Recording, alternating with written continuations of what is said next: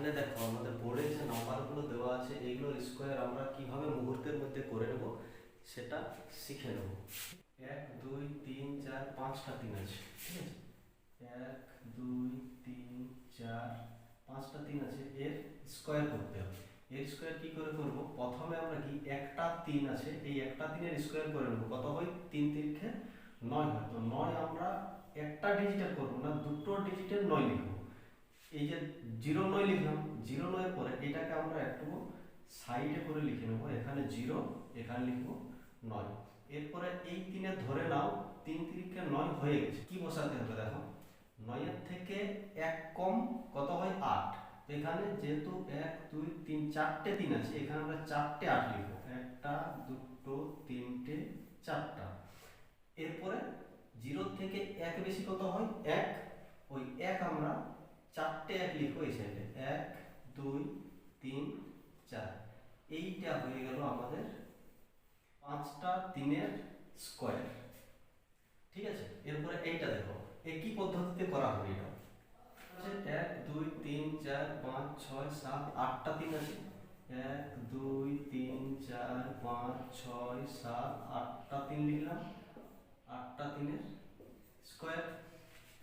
এইটাই কি করব? প্রথমে আমরা 3 3 9 09 লিখলাম এবং এই সাইডে 9 লিখবো, এখানে 0 লিখবো। এরপরে কটা 3 আছে? 1 2 3 4 5 6 7টা 3 আছে। তাহলে 9 এর থেকে 1 কম 8 হয়, তাহলে 8 আমরা কটা লিখবো? এখানে 7টা। একটা দুটো তিনটে চারটা 5টা 6টা 7টা লিখলাম। আর 0 থেকে 1 বেশি কত হয়? 1। 1 আমরা কটা লিখবো? এখানে 7টা 1 লিখবো। 1 2 3 4 5 6 7।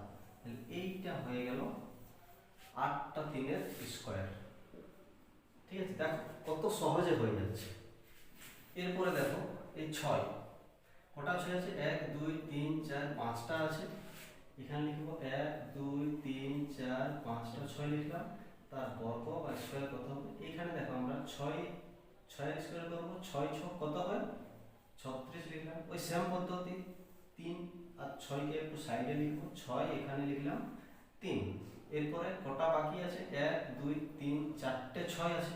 তাহলে চারটে অঙ্ক আমাদের এখানে বসাতে হবে। এখানে চারটে অঙ্ক বসাবো। কি অঙ্ক বসাবো? 6 এর থেকে 1 কম মানে 5 হয়। 5 কটা বসাবো? যেহেতু এখানে চারটে 6 আছে, তাহলে এখানে চারটে 5 বসাবো। 1 2 3 4। আর 3 এর থেকে 1 বেশি কত হয়? 4 হয়। তাহলে 4 কটা বসাবো? এখানে চারটে 4 বসাবো। 1 2 3 4। এটা দেখো কত সহজে আমরা এইটার বর্গ করে ফেললাম। এর পরেরটা যাও, এটা দেখো কটা 6 আছে? 1 2 3 4 5 6 7 8 9টা আছে।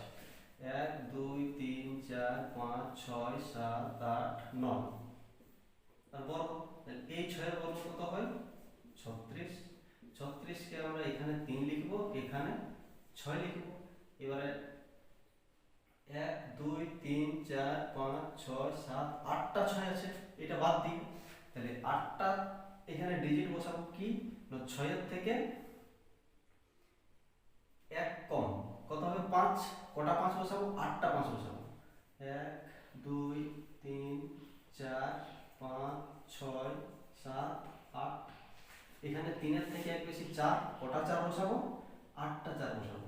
1 2 3 4 5 6 7 8। এইটা বর্গ হয়ে গেল। কত সহজে দেখো।